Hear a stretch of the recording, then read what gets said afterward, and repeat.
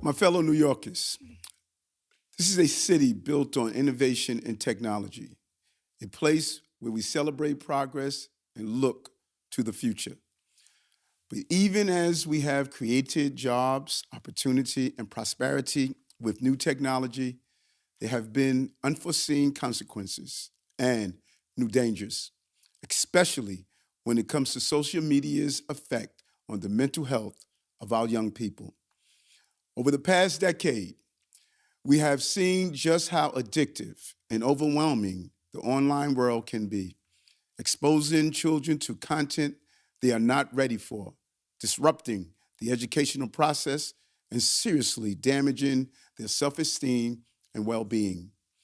Our most recent data found that young people in New York City are experiencing anxiety, hopelessness, and even attempted suicide at rates we have never seen before. And there is growing evidence that the power of social media is a major cause.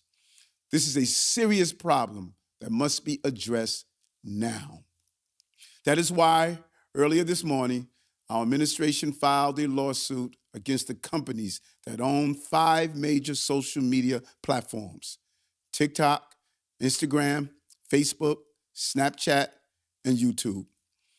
As we announced last month in the State of the City address, we must take action to protect our children from harm online, including the growing dangers presented by social media. Together, the New York City Department of Health and Mental Hygiene, New York City Health and Hospitals, and the New York City Department of Education, we are filing litigation today demanding that companies be held accountable for their platform's damaging influence on the mental health of our young people. And we're seeking to recover the costs of addressing this ongoing public health threat as well. Parents everywhere can see for themselves that their children are spending too much time online. New York City teens spend an average of 3 hours or more per day in front of screens, not including time spent on schoolwork. Much of it focused on the endless stream of social media that has been designed with one goal in mind: keeping the user engaged for as long as possible. Adults find it hard enough to moderate the use of social media, but it's even more difficult for our young people. We know these platforms are designed with addictive and dangerous features that take advantage of a child's natural interest in novelty and play. The social on these platforms, the likes, the trophies, the streaks, are designed to manipulate a dopamine release in the brain. And children lack the maturity and impulse control to continually regulate their use. Instead of talking to each other over lunch at the cafeteria, they're absorbed in their screens. Instead of playing at the park with friends, They are inside on a sunny day, clicking and scrolling. And instead of learning confidence and resilience, they are being exposed to content that often leads to insecurity and depression. The feature that keep young people clicking in these dark corners of social media have fueled an alarming rise in online bullying, depression, eating disorders, and suicidal ideation. Social media can damage self-esteem, promote addiction, and often encourages reckless behavior like subway surfing and car theft challenges. We have also seen a dangerous rise in misinformation, xenophobia, radicalization, and incitement to hateful acts, and even young people astonishingly declaring that Osama bin Laden was right as they rack up likes online. Instead of connecting people to one another, our social media companies initially promised their platforms to often tear us apart. These companies are well aware that negative, frightening, and outrageous content generates continued engagement and greater revenue. Children who start watching an online video for a school assignment often find that algorithms keep playing other videos, potentially taking them down a rabbit hole that is inappropriate, hateful, and even dangerous, a place that never even meant to go. There is, of course, a great deal of educational and positive content out there too, but there is also a 24/7 digital dystopia that even very young children can easily access without parents or caregivers ever being aware. The harm from social media is particularly critical in our schools, where students' addictive social media use is disrupting the learning environment on a daily basis. Teachers are burned out from dealing with students' phones use and the fallout from online bullying, leading to lost instructional time and low morale. That is why New York City is joining hundreds of school districts from across the country in filing this litigation to protect our children. Measuring the true impact of social media is difficult because companies often limit access to their data. But Frances Haugen, a whistleblower who went public with her experiences working at Facebook, said that the company had internal findings that showed that 32% of teen girls said that they felt bad about their bodies, and Instagram even made them feel worse. Internal TikTok documents reveal that more than 20% of children are active on the platform between midnight and 5 a.m. when they should be sleeping.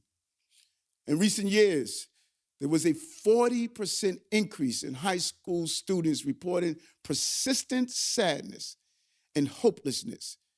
Emergency room visits for anxiety disorders are up 117%.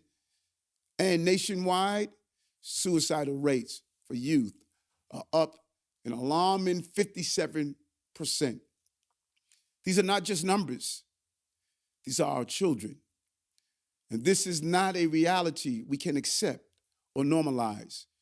We're facing a serious youth mental health crisis. And it is up to us as parents, as city, and as a society to take action, not just to improve academics or build social skills, but to save lives. Because if we don't stand up to powerful companies on behalf of our young people, who will? These companies must change their behavior and their business practices and join us in building a better society for all. We know our tech community can and must be part of the solution. But the path forward starts with a firm commitment to prioritizing the health of the many over the profits of a few. We came into office 2 years ago with a clear mission to protect public safety, and public safety includes protecting the mental health of our young people.